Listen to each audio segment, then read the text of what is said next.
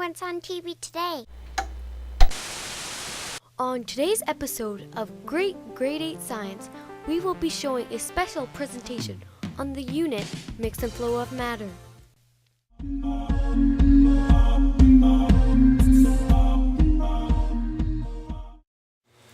The most important question in this presentation is why the particle model of matter is an important concept to understand. So why is it? Well, first of all, what is the particle model of matter? To answer that question, the 5 points of the model of matter are: all substances are made of tiny particles, all particles in a pure substance are the same, different pure substances are made of different particles. The particles have spaces between them. The particles are always in motion, vibrating, rotating, and, in liquids and gases, moving from place to place. The speed of particles increases and the temperature increases, and speed decreases with temperature decreases. Now we know exactly what the model is, but we still don't know why it's important. Well, scientists find the particle model useful for 2 reasons. First, it provides a reasonable explanation for the behavior of matter. Second, it presents a very important idea. The particles of a matter are always moving. Matter that seems perfectly motionless is not motionless at all. The air you breathe, your books, your desk, and even your body all consists of particles that are in the constant motion. Thus, the particle motion can be used to explain the properties of solids, liquids, and gases. Also, chemistry plays a major role in this explanation. Chemistry is the study of matter and its interactions with other matter and energy. Chemistry explains cooking, cleaning, medicine, and environmental issues. Everyone can and should learn the importance of chemistry. It may be important to take a course on it or even have it as a career. We're all chemists. We use chemicals every day and perform chemical reactions without thinking much about them. Chemistry is important because everything you do is chemistry. Even your body is made of chemicals. Chemical reactions occur when you breathe, eat, or just sit there reading. So the importance of chemistry is that it's the study of everything. Part A, matter on the move.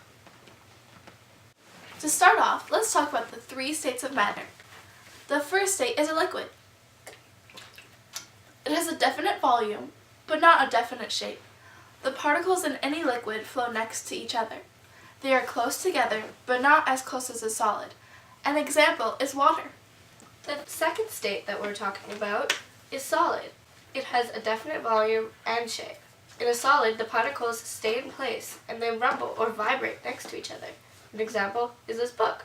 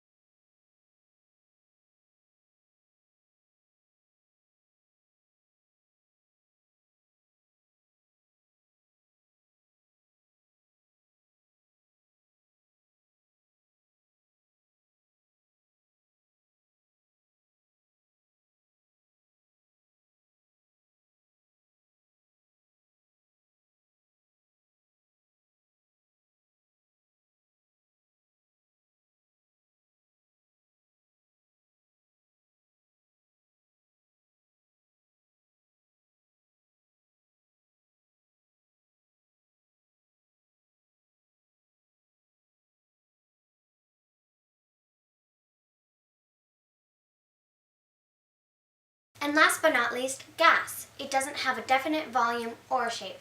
An example is nitrogen. Pub question. What is the 4th state of matter? Is it A, blood, B, plasma, C, fluid, or D, none of the above? If you guessed B, plasma, then you are correct. The number of protons and electrons in a plasma is even, making it electrically neutral, and an example is lightning. Part B, classifying matter. A pure substance contains only one type of particle and can exist in 3 states of matter: solid, liquid, and gas. Pure substances can be seen in the periodic table of elements. These are the only pure substances that we know, and each individual substance in the table is an element. Some examples for elements are iron, gold, and oxygen. Compounds are made of one or more elements, and to make one, you need a chemical reaction. Some examples for compounds are water, salt, and sugar. A mixture contains two or more pure substances.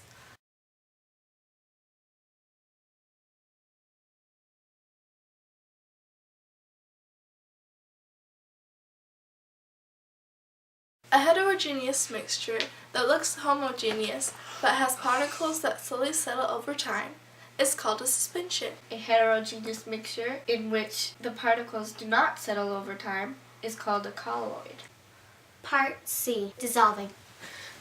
We are going to be teaching you terms: solubility, supersaturated, saturated, unsaturated, solvent. Solubility is the mass of a solute that can dissolve in a given amount of solvent to form a saturated solution to a given temperature. Saturated is when no more solute will dissolve in the solvent. Supersaturated is when a solvent contains more solute than can normally be dissolved. Unsaturated is when more of a solute can still dissolve in a solvent.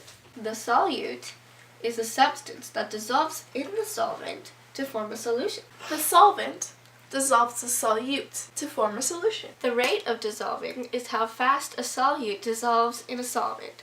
We can increase the rate of dissolving by heating the solvent up, stirring the solvent, or separating the solute into small pieces. Pop question. What is the universal solvent? Is it A, oil, B, detergent, C, water, or D, syrup? The answer is C, water. Water is called the universal solvent because more substances dissolve in water than in any other chemical.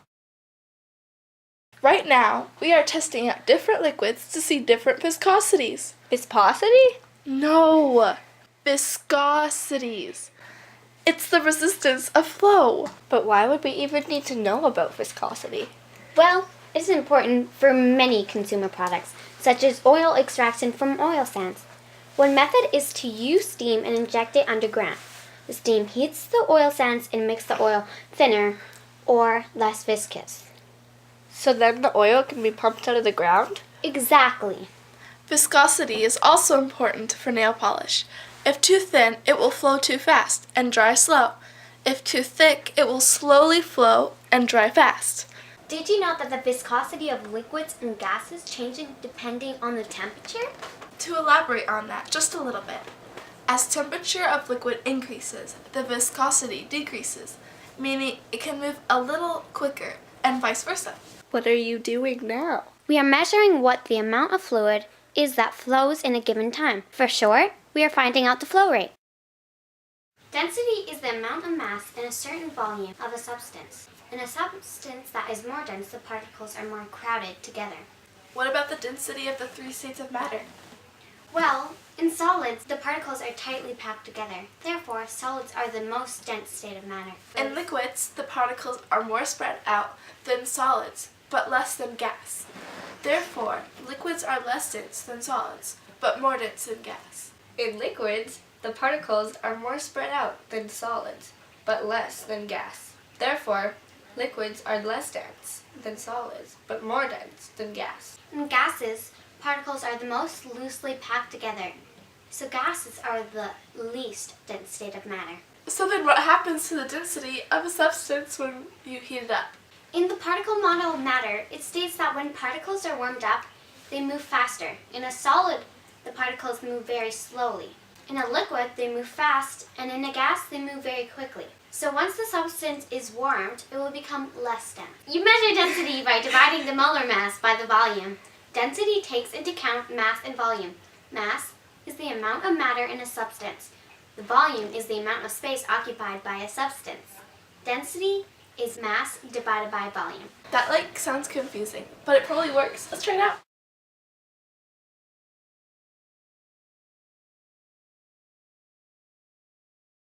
On to part F. Let's talk about buoyancy. First of all, what is it? Buoyancy is a tendency for materials to sink or rise in a fluid. question. What is an alternate name for buoyancy? Is it A, anti-gravity force, B, anti-force gravity, C, anti-buoyancy force, or D, anti-sink force? If you guessed A, then you are correct. Here are 3 things that rely on buoyancy to work. Pollen floating through the air. Moving nutrients in our bloodstream. Planes and boats transporting goods. Density is the amount of mass in a certain unit volume of a substance. In a substance that is more dense, the particles are more crowded together. If the average density, the total mass of the substance, and everything on it divided by the total volume, is less than the density of the water, then it will float. Average density is useful because it helps objects that would otherwise sink to float. It can also help floating objects to sink. Swim bladder in a fish helps it rise and sink in the water. And life jackets on a person help us float. They lower our average density. The amount of density in a submarine determines if it rises or sinks. The large volume of a blimp compared to its weight. The higher the density, the lower the buoyancy. The buoyant force of a liquid and a gas depends on density. A liquid or gas that is more dense can support more weight per volume than a liquid or gas that is less dense. Example, salt water is more dense than fresh water. Salt water can support more weight per volume than fresh water. So you would float better in salt water than fresh.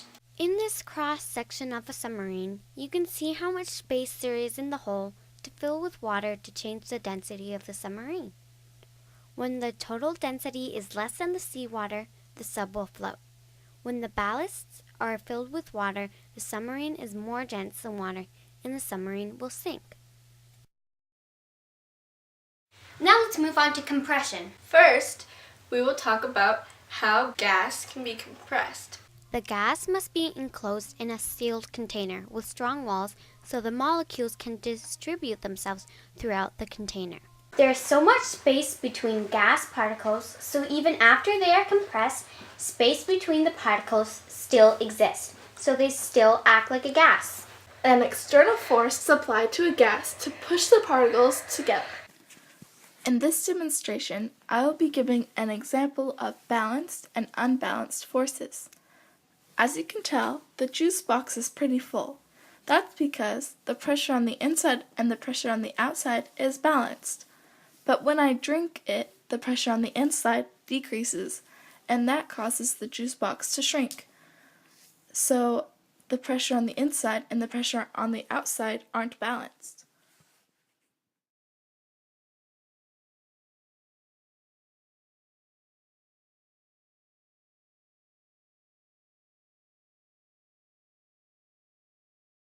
There are many advantages to gas compression. Gas can exert a counterforce back when compressed. This is useful for Car tires. The tires push back against the weight of a car, otherwise they would just collapse. Airbags. They absorb the shock of a crash to protect passengers. shock absorbers in a vehicle. They absorb the force from hitting bumps in the road. The next thing we will be talking about is hydraulics and hydraulic systems. If you're wondering what hydraulics and hydraulic systems are, then you've come to the right place. Hydraulics and hydraulic systems are forces that are applied to one point and transmitted to another point using an incompressible fluid. The fluid is always on oil of some sort. The force is almost always multiplied in the process. Pneumatics is the study of pressure in gas. The operation of pneumatics is based on the fact that gas can be compressed. As gas is decompressed, the particles start to move apart suddenly, creating a steady force to perform tasks. We can use them in dentist reels, air brakes, in big trucks, and dirt tampers. So this concludes our presentation. Thanks for watching. Hope you enjoyed.